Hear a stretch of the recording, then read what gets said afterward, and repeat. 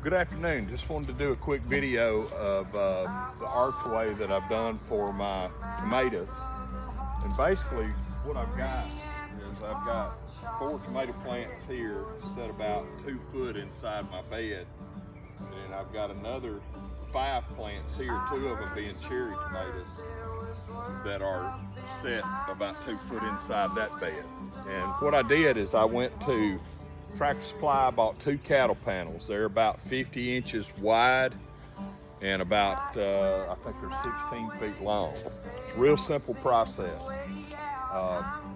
Took 3 T-posts that reclaimed, I mean, they were free. Didn't have to pay for those. Cattle panels gonna run you about 22, 23 bucks a piece. And you just basically make an archway. You're gonna set, like for these, I set the T-post on this side, took my cattle panel, run it up to the post at the bottom, zip tied them, and then just stood the cattle panel up, and it made an archway. That archway is about somewhere between 6.5 and 7 feet.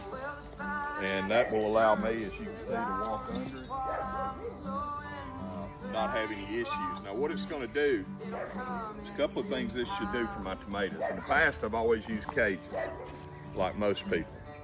And I've never pruned my tomatoes.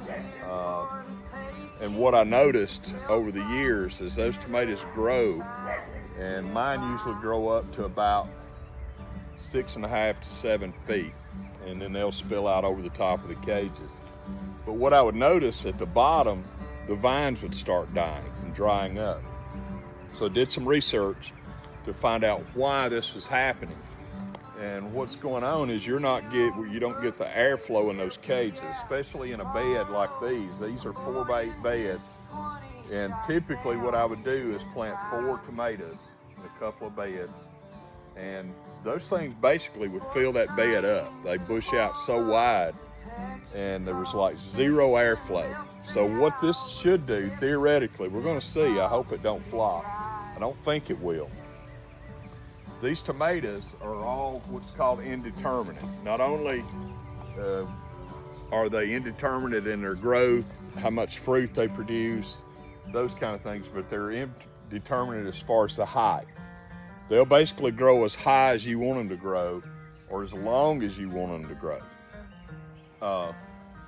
What the goal is for these tomatoes, all of them, to grow up and over this archway. And what that's gonna do is it's gonna let that fruit, it's gonna be basically hanging down through this cage or this archway. As you can see, the holes are big. I can put my whole arm through there. So it won't be a problem reaching through to get any tomatoes that are on the outside. But also what I'm going to do, after these tomato plants get up about 3 to 4 feet, about halfway up the T-post, I'll start at the bottom and up about 2 feet, I'll clip away all the foliage.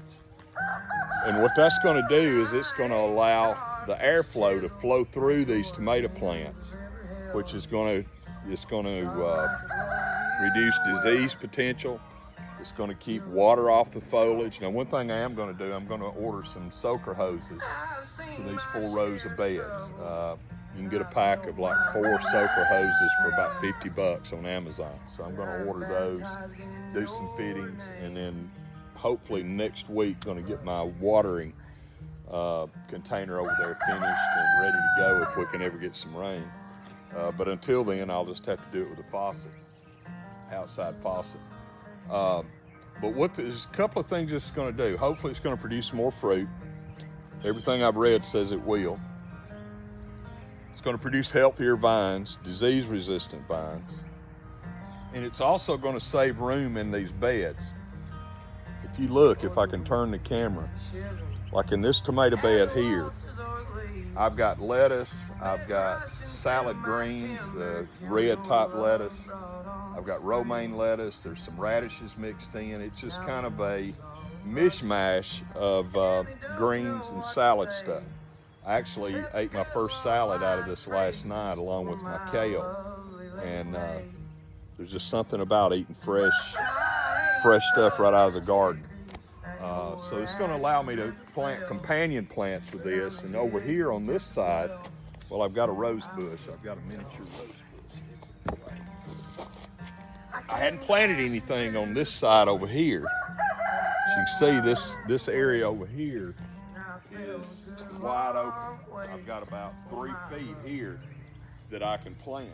And probably what I'm going to do there is I'm going to sow a little bit of basil in around my tomatoes. That's going to help with the pest problem. And then I'm going to come back probably with some more lettuce. And I'll plant that lettuce kind of underneath the tomatoes, because lettuce, once it gets warm, they don't do as well.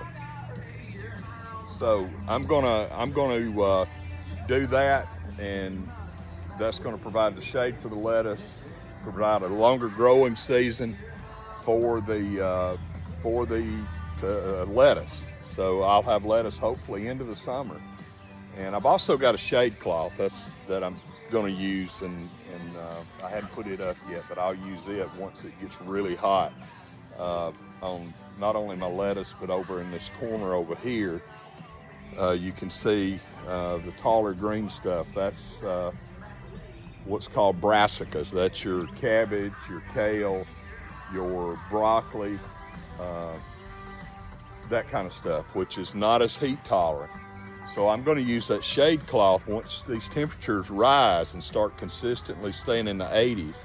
I'll take that shade cloth and drape it over, and that's going to provide shade as well as airflow, and it'll still get some filtered sunshine in it. So that stuff will keep growing and hopefully won't bolt in the hot weather.